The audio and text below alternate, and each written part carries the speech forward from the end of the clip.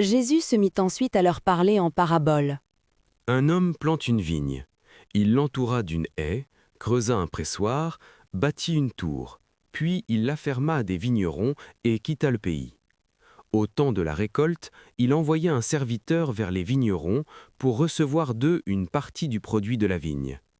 Ils se saisissent de lui, le battirent et le renvoyèrent à vide. Il envoya de nouveau vers eux un autre serviteur. Ils le frappèrent à la tête et l'outragèrent. Il en envoya un troisième, qu'ils tuèrent, puis plusieurs autres, qu'ils battirent ou tuèrent.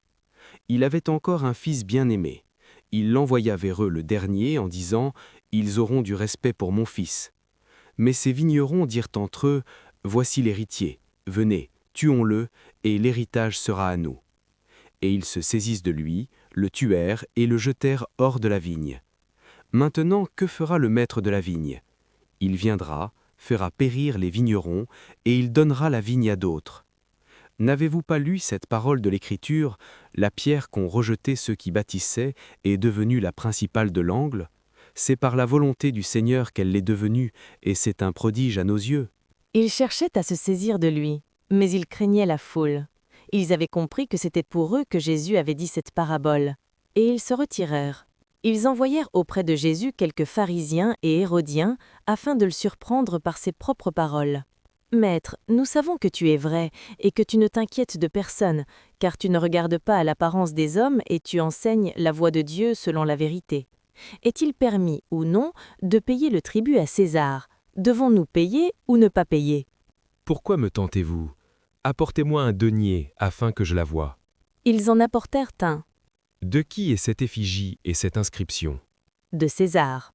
Rendez-vous à César ce qui est à César, et à Dieu ce qui est à Dieu. Et ils furent à son respect dans l'étonnement. Les Sadducéens, qui disent qu'il n'y a point de résurrection, vinrent qu'auprès de Jésus. « Maître, voici ce que Moïse nous a prescrit.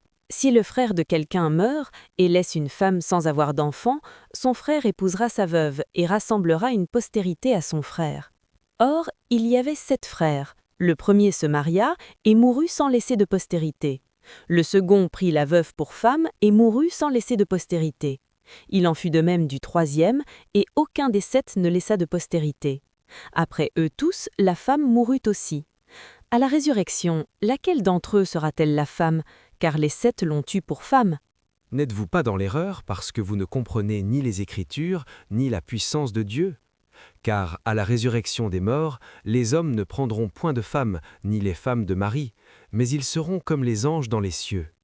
Pour ce qui est de la résurrection des morts, n'avez-vous pas lu dans le livre de Moïse, au passage du buisson, comment Dieu lui parla en disant « Je suis le Dieu d'Abraham, le Dieu d'Isaac et le Dieu de Jacob ». Dieu n'est pas Dieu des morts, mais des vivants.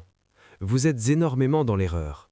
Un des scribes qui les avait entendus discuter, voyant que Jésus avait bien répondu aux Sadducéens, s'approcha. « Quel est le premier de tous les commandements ?»